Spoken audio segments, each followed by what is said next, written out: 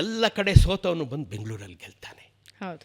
ಎಲ್ಲ ಪ್ರತಿಭೆಗಳಿಗೆ ಕಾಲಾವಕಾಶವನ್ನು, ಸಮಯಾವಕಾಶವನ್ನು, ಪ್ರತಿಭೆಗೆ ತಕ್ಕ ಬೆಲೆಯನ್ನು ಕೊಡತಕ್ಕಂಥ ನೆಲ ಯಾವುದಾದ್ರೂ ಇದ್ದರೆ ಅದು ಬೆಂಗಳೂರು. ಬೆಂಗಳೂರಲ್ಲಿ ಟ್ಯಾಲೆಂಟ್ ಇಟ್ಕೊಂಡು ಸೋತವನು ಒಬ್ಬನೂ ನೀವು ಸಿಗಲ್ಲ, ಒಬ್ಬನೂ ನಿಮ್ಗೆ ಸಿಗಲಿಕ್ಕಿಲ್ಲ.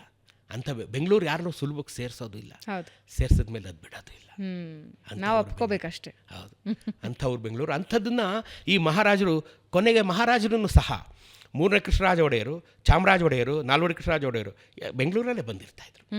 ಯಾಕೆಂದರೆ ಯಾವಾಗ ರಾಜಧಾನಿ ಇದು ಅಂತಾಯಿತು, ಬ್ರಿಟಿಷರು ಯಾವಾಗ ಇಲ್ಲಿ ಸಿಗ್ತಾ ಇದ್ರು ಅಂತಾಯಿತು, ಫೈಲ್ಸು, ಮೂಮೆಂಟ್ಸು, ಅಪ್ರೂವಲ್ಸು, ಡಿಸ್ಕಷನ್ನು, ಮೀಟಿಂಗು ಎಲ್ಲ ಇಲ್ಲೇ ಆಗ್ತಾಯಿತ್ತು.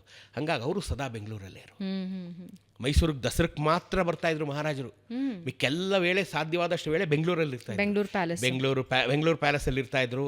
ಬೆಂಗಳೂರನ್ನ ಎಲ್ಲ ಓಡಾಡ್ತಾಯಿದ್ರು. ಬೆಂಗಳೂರಿನ ಇಂಪ್ರೂವ್ ಎಷ್ಟು ಮಹಾರಾಜರು ಕೀನಾಗಿದ್ದರು ಅಂದರೆ, ಕೃಷ್ಣರಾಜ ರಸ್ತೆ, ದ ಫೇಮಸ್ KR ರೋಡ್ ಅವ್ರ ಹೆಸರಲ್ಲೇ ಆಗಿರೋದು.